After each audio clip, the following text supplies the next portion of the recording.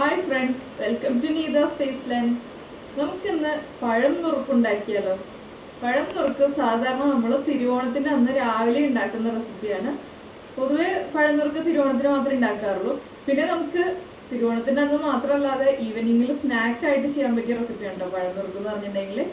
എന്താണെന്ന് വെച്ചിട്ടുണ്ടെങ്കിൽ ഏത്തപ്പഴമാണ് ഏറ്റവും ഹെൽത്തി ആയിട്ടുള്ള ഒരു കാര്യമാണ്. പൊതുവെ കുട്ടികൾക്ക് ഏത്തപ്പഴം കഴിക്കാൻ മടിയായിരിക്കും. അപ്പോൾ ഏത്തപ്പഴം കഴിക്കാൻ മടിയുള്ള കുട്ടികളെ ഏത്തപ്പഴം കഴിപ്പിക്കാൻ പറ്റിയൊരു റെസിപ്പിയാണിത്.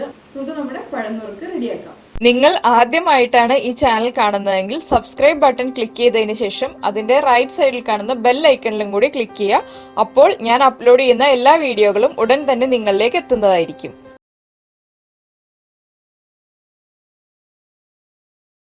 നമുക്ക് നമ്മുടെ പഴം നുറുക്കുണ്ടാക്കാൻ ആവശ്യമായിട്ടുള്ള ഇൻഗ്രീഡിയൻസ് നോക്കാം. ആകെ 2 ഇൻഗ്രീഡിയൻസ് മതി, ശർക്കരയും പഴവും. പിന്നെ നമുക്ക് ആവശ്യമുള്ളത് കുറച്ച് വെള്ളം. വളരെ ഈസി ആയിട്ടുള്ള റെസിപ്പിയാണ്. പഴം എടുക്കുമ്പോൾ നമ്മൾ നന്നായിട്ട് പഴുത്ത പഴം യൂസ് ചെയ്യരുത്. പഴം നമ്മൾ എടുക്കുമ്പോൾ ഇത് കണ്ടോ, പഴത്തിന്റെ ഈ ടോപ്പ് പോർഷനിൽ പച്ച കളറുള്ള പഴം നോക്കിയെടുക്കുക. ഇങ്ങനത്തെ പഴമാണെങ്കിൽ പഴം നുറുക്കിന് ടേസ്റ്റ് ഉണ്ടാവുള്ളൂ. അതുപോലെ തന്നെ കറക്റ്റ് ഉടഞ്ഞു പോവാതെ കിട്ടുള്ളൂ. ഇല്ലാന്നുണ്ടെങ്കിൽ പഴുത്ത പഴമാണെങ്കിൽ പഴം വേഗം തന്നെ ഉടഞ്ഞു പോവും. അതുകൊണ്ടാണ് കുറച്ച് പഴുപ്പ് കുറഞ്ഞൊരു മീഡിയം പഴുപ്പുള്ള പഴം വാങ്ങിക്കാന്ന് പറയുന്നത്. ഇനിയിപ്പോ നമുക്ക് പഴം നുറുക്ക് എങ്ങനെയാണ് ഉണ്ടാക്കുന്നതെന്ന് നോക്കാം. ഇപ്പൊ നമ്മളൊരു പാൻ എടുത്തിട്ടുണ്ട്. പാനിലാണ് ഞാനിപ്പോ ഇത് ചെയ്യുന്നത്. ഇപ്പൊ ഉരുളിയിൽ ചെയ്യണം എന്നുണ്ടെങ്കിൽ ഉരുളിയിലും ചെയ്യാം. ഏതാണോ നമുക്ക് ഈസി ആയിട്ട് ഹാൻഡിൽ ചെയ്യാൻ എളുപ്പം ആ രീതിയിൽ ചെയ്യാം. ഇതിലേക്ക് നമുക്കിപ്പോ പഴം തൊലി കളഞ്ഞതിന് ശേഷം കട്ട് ചെയ്തിടാം. ഈ ഒരു വലിപ്പത്തിലാണ് ഞാൻ പഴം കട്ട് ചെയ്യുന്നത്. കൂടുതൽ വലിപ്പമായി പോയിട്ടുണ്ടെങ്കിൽ ആ പഴം നുറുക്ക് കാണാനൊരു ഭംഗി ഉണ്ടാവില്ല. അതുകൊണ്ടാണ് നമ്മൾ ഈ ഒരു വലിപ്പത്തിൽ കട്ട് ചെയ്യുന്നത്. ഇതിപ്പോ കട്ട് ചെയ്ത് ഇനി പ്ലേറ്റിലൊന്നും വെക്കണ്ടല്ലോ, 2-3 പാത്രം ഒന്നും കഴുകണ്ടല്ലോ എന്ന് വിചാരിച്ചിട്ടാണ് ഞാൻ ഇങ്ങനെ എളുപ്പ വഴിയിൽ ചെയ്യുന്നത്. ഇല്ലാന്നുണ്ടെങ്കിൽ നമുക്കിപ്പോ പ്ലേറ്റിലേക്ക് കട്ട് ചെയ്ത് വെച്ചതിന് ശേഷം ചെയ്യുകയാണെങ്കിലും കുഴപ്പമൊന്നുമില്ല. പിന്നെ ഏറ്റവും ഈസി ആയിട്ടുള്ള പരിപാടിയിൽ നമ്മൾ ചെയ്യുകയാണെങ്കിൽ നമ്മൾ തന്നെ പാത്രം കഴുകി ജോലിയൊക്കെ ചെയ്ത് കഷ്ടപ്പെടണ്ടല്ലോ എന്ന് വിചാരിച്ചു. അപ്പൊ നമ്മുടെ 3 പഴവും നമ്മൾ കട്ട് ചെയ്തെടുത്തു. ഒരു ലാസ്റ്റുള്ള പഴം കുറച്ച് ചെറുതായിരുന്നു, അതുകൊണ്ട് ഞാനിപ്പോ അത് പിന്നെ അത് മാറ്റണ്ടല്ലോ എന്ന് വെച്ചിട്ട് അത് അങ്ങനെ കട്ട് ചെയ്തു. ഇനി ഇതിലേക്ക് നമുക്ക് കുറച്ച് വെള്ളം ചേർക്കാം. കുറച്ച് വെള്ളത്തിലാണ് നമ്മളിത് കുക്ക് ചെയ്തെടുക്കുന്നത്. എന്താണെന്ന് വെച്ചിട്ടുണ്ടെങ്കിൽ നമുക്ക് 2-3 രീതിയിൽ ഇത് ചെയ്തെടുക്കാം. ഞാനിപ്പോ ഒരു പാത്രം കഴുകുക എന്നുള്ള രീതിയിൽ ഏറ്റവും എളുപ്പത്തിലുള്ള രീതിയാണ് പറഞ്ഞു തരുന്നത്. അപ്പൊ നമുക്കിത് സ്റ്റീം ചെയ്തിട്ട് പഴം ഇഡലി തട്ടിൽ വെച്ചിട്ട് സ്റ്റീം ചെയ്തിട്ട് ഇതുപോലെ കട്ട് ചെയ്ത് ചേർക്കാം. ഇല്ലാന്നുണ്ടെങ്കിൽ ചില സ്ഥലങ്ങളിൽ പഴം വെള്ളത്തിലിട്ടിട്ട് പുഴുങ്ങിയെടുക്കാറുണ്ട് തൊലി കളയാതെ തന്നെ. അങ്ങനെ കുക്ക് ചെയ്തെടുത്തിട്ട് വേണമെങ്കിലും ചേർക്കാം. അപ്പൊ ഞാൻ ഏറ്റവും എളുപ്പമുള്ള രീതിയാണ് ഈ പറഞ്ഞു തരുന്നത്. ഇനിയിപ്പോ ഈ വെള്ളം ഒന്ന് തിളച്ചു വരട്ടെ. ഫ്ലെയിം കൂട്ടി വെക്കുക. വെള്ളം തിളച്ചു വരുന്നത് വരെ നമുക്ക് വേറെ പരിപാടികളൊന്നുമില്ല, നമുക്ക് വെയിറ്റ് ചെയ്യാം. അപ്പൊ ഇതാ വെള്ളം തിളച്ചു തുടങ്ങി. ഇനിയിപ്പോ നമുക്ക് ഫ്ലെയിം കുറയ്ക്കാം. നമ്മളിപ്പോ ഹൈ ഫ്ലെയിമിൽ വെച്ചത് വെള്ളം തിളയ്ക്കാൻ വേണ്ടിയിട്ടാണ്. ഫ്ലെയിം കുറയ്ക്കുന്നതിന് മുന്നേ ആയിട്ട് ഈ പഴം ഒന്ന് തിരിച്ചിട്ട് കൊടുക്കുക. പഴം തിരിച്ചിട്ട് കൊടുക്കുമ്പോൾ ഈ സമയം മുതൽ നമ്മൾ ശ്രദ്ധിക്കുക. എന്താണെന്ന് വെച്ചിട്ടുണ്ടെങ്കിൽ പഴം ഒട്ടും തന്നെ ഉടഞ്ഞു പോകരുത്. ഇനി തിരിച്ചിടുമ്പോൾ ഏറ്റവും ശ്രദ്ധിച്ച് തിരിച്ചിടുക. പഴം എല്ലാം തിരിച്ചിട്ടു. ഇനി നമുക്കിത് അടച്ചു വെച്ച് കുക്ക് ചെയ്യാം. അടച്ചു വെച്ച് കുക്ക് ചെയ്തതിന് ശേഷം ഇടയ്ക്കിടയ്ക്ക് ഒന്ന് തിരിച്ചിട്ട് കൊടുക്കുക. കണ്ടിന്യൂസ് ആയിട്ട് നമ്മൾ ഇളക്കരുത്, ഉടഞ്ഞു പോകരുത് പഴം. പഴത്തിന്റെ എല്ലാ സൈഡും കുക്കായി വരുന്ന രീതിയിൽ ഇടയ്ക്കിടയ്ക്ക് ഒന്ന് തിരിച്ചിട്ട് കൊടുക്കുക. ലോ ഫ്ലെയിമിൽ തന്നെ വെച്ച് കുക്ക് ചെയ്യുക. അപ്പൊ നമ്മുടെ പഴം 10 മിനിറ്റായി നമ്മൾ കുക്ക് ചെയ്യാൻ വെച്ചിട്ട് പഴം കുക്കായി. ഞാൻ ഇടയ്ക്കിടയ്ക്ക് ഇളക്കി കൊടുക്കുന്നുണ്ടായിരുന്നു. ഇത്ര മതി. ഇപ്പൊ ഇതിലേക്ക് നമുക്ക് ഗ്രേറ്റ് ചെയ്ത് വെച്ചിരിക്കുന്ന ശർക്കര ചേർക്കാം. ഗ്രേറ്റ് ചെയ്തിട്ട് ചേർക്കാം, ഇല്ലാന്നുണ്ടെങ്കിൽ ഇപ്പൊ നമുക്ക് ശർക്കര മെൽറ്റ് ചെയ്തിട്ട് ചേർക്കാം. അപ്പൊ ശർക്കര മെൽറ്റ് ചെയ്തിട്ട് ചേർക്കുമ്പോൾ വെള്ളത്തിന്റെ അളവിൽ വ്യത്യാസം വരും. അത് മാത്രമേ ഇതിലൊരു ശ്രദ്ധിക്കാനുള്ള കാര്യമുള്ളൂ. വേറെ അത്ര ഇമ്പോർട്ടന്റ് ആയിട്ടുള്ള കാര്യങ്ങളൊന്നും ശ്രദ്ധിക്കാനില്ല. പഴത്തിന്റെ പഴുപ്പും അതുപോലെ തന്നെ വെള്ളത്തിന്റെ അളവും അത് മാത്രമേ ഉള്ളൂ. ഇപ്പൊ ഇത് നല്ല ശർക്കരയാണ്, കല്ലും മണ്ണൊന്നും ഇല്ലാത്ത ശർക്കര ആയതുകൊണ്ടാണ് ഞാനിപ്പോ ഡയറക്റ്റ് ഗ്രേറ്റ് ചെയ്തിട്ട് ആഡ് ചെയ്തത്. അതിപ്പോ നമ്മൾ ശർക്കര വാങ്ങിച്ചു കഴിയുമ്പോൾ 2-3 പ്രാവശ്യം യൂസ് ചെയ്ത് കഴിയുമ്പോൾ നമുക്ക് അറിയാൻ പറ്റൂല എങ്ങനെയുള്ള ശർക്കരയാണ് നമുക്ക് കിട്ടിയിട്ടുള്ളതെന്ന്. പഴം ഒട്ടും തന്നെ ഉടഞ്ഞു പോവാതെയാണ് നമ്മൾ കുക്ക് ചെയ്തെടുത്തത്. ഇനിയിപ്പോ നമ്മൾ അടച്ചു വെക്കില്ല, തുറന്നു വെച്ചിട്ട് തന്നെയാണ് കുക്ക് ചെയ്യുന്നത്. ശർക്കര നന്നായി മെൽറ്റ് ആയതിനു ശേഷം പഴത്തിലേക്ക് നന്നായി പിടിച്ചു വരണം. നോൺ സ്റ്റിക് പാനിൽ ചെയ്യുമ്പോഴുള്ള ഗുണം എന്താണെന്ന് വെച്ചിട്ടുണ്ടെങ്കിൽ നമുക്ക് ഇനിയിപ്പോ കുറച്ചു കഴിയുമ്പോൾ ഈ പഴം ഒന്ന് റോൾ ചെയ്യാൻ എളുപ്പം ഉണ്ടാവും നമ്മളിപ്പോ ഉരുളിയിൽ ചെയ്യുന്നതിനേക്കാൾ. അതുകൊണ്ടാണ് ഞാനിപ്പോ നോൺ സ്റ്റിക് പാൻ എടുത്തത്. അപ്പോൾ ഉരുളിയിൽ ചെയ്യാൻ എളുപ്പമാണെങ്കിൽ ഉരുളിയിൽ ചെയ്യാം. പക്ഷെ ഇത് കൂടുതൽ ഈസി ആയിട്ട് തോന്നിയത് ഇതായതുകൊണ്ടാണ് ഞാനിപ്പോ ഈ രീതിയിൽ കാണിച്ചു തരാമെന്ന് വെച്ചത്. പഴം നമ്മൾ നേരത്തെ തിരിച്ചിട്ടതുപോലെ തന്നെ ഓരോന്നായിട്ട് ഇടയ്ക്കിടയ്ക്ക് തിരിച്ചിട്ട് കൊടുത്തോണ്ടിരിക്കുക.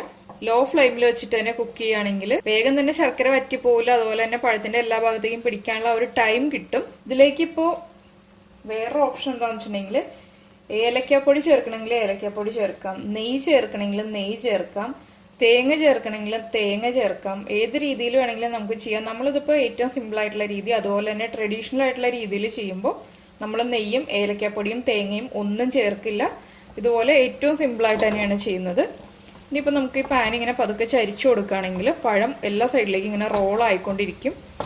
അങ്ങനെ പഴത്തിലേക്ക് ശർക്കരപ്പാനി കറക്റ്റായിട്ട് ആവുകയും ചെയ്യും. അപ്പോൾ ഇതിവിടെ ഇരിക്കട്ടെ. ഇനി നമുക്കിത് ഇടയ്ക്കിടയ്ക്ക് തിരിച്ച് ശർക്കരപ്പാനി പഴത്തിലേക്ക് നന്നായിട്ട് മിക്സ് ആവുന്നത് വരെ ലോ ഫ്ലെയിമിൽ വെച്ച് കുക്ക് ചെയ്യാം. നമ്മളിതിപ്പോ ആദ്യമേ ശർക്കരപ്പാനിയിലിട്ട് കുക്ക് ചെയ്യാത്തതിന്റെ കാര്യം എന്താണെന്ന് വെച്ചിട്ടുണ്ടെങ്കിൽ നമ്മുടെ പഴം കുക്ക് ആയിട്ടില്ലായിരുന്നു. പഴം കുക്ക് ആവാതെ നമ്മൾ ശർക്കരയാണെങ്കിലും പഞ്ചസാര ആണെങ്കിലും പഴത്തിലേക്ക് ആഡ് ചെയ്ത് കഴിഞ്ഞിട്ടുണ്ടെങ്കിൽ പഴത്തിന്റെ ഇൻസൈഡ് കറക്റ്റ് ആയിട്ട് കുക്കായി വരില്ല. പഴത്തിന്റെ ഒരു സോഫ്റ്റ്നെസ് പോവും, പഴം ഹാർഡായി പോവും.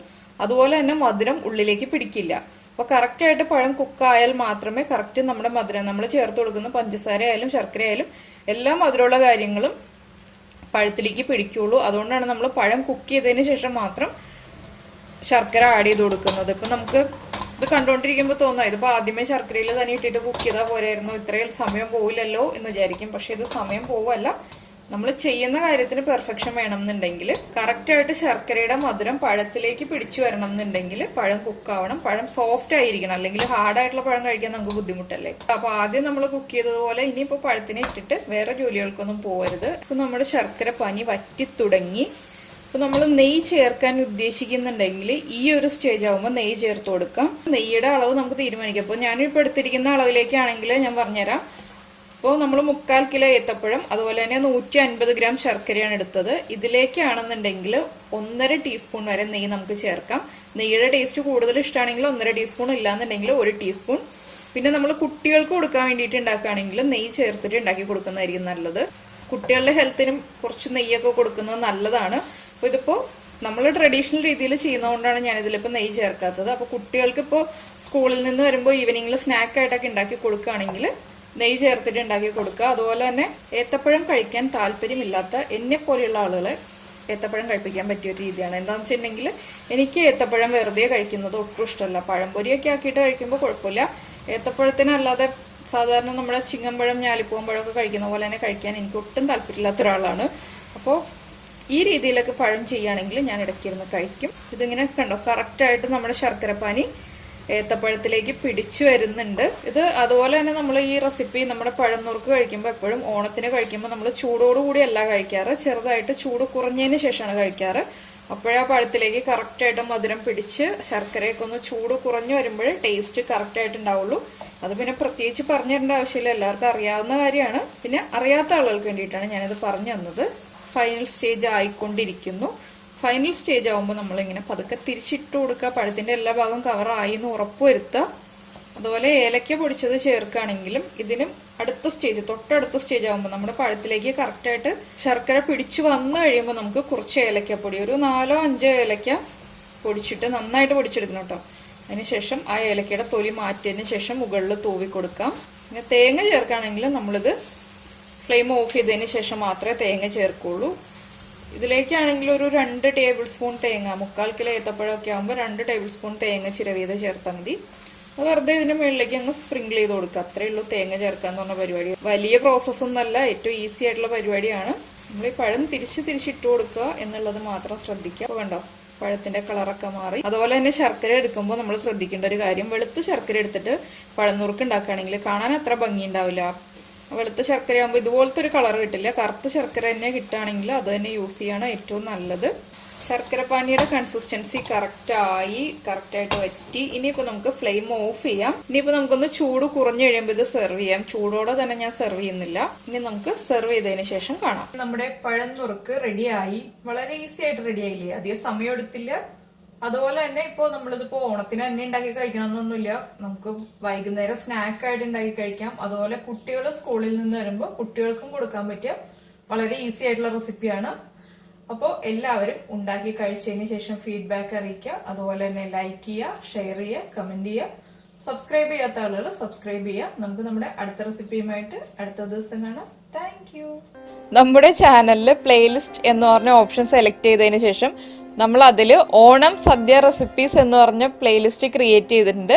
അതിൽ നോക്കുകയാണെങ്കിൽ നമ്മൾ ഇതുവരെ ചെയ്തിട്ടുള്ള എല്ലാ സദ്യ റെസിപ്പീസിൻ്റെയും വീഡിയോ ഉണ്ട്.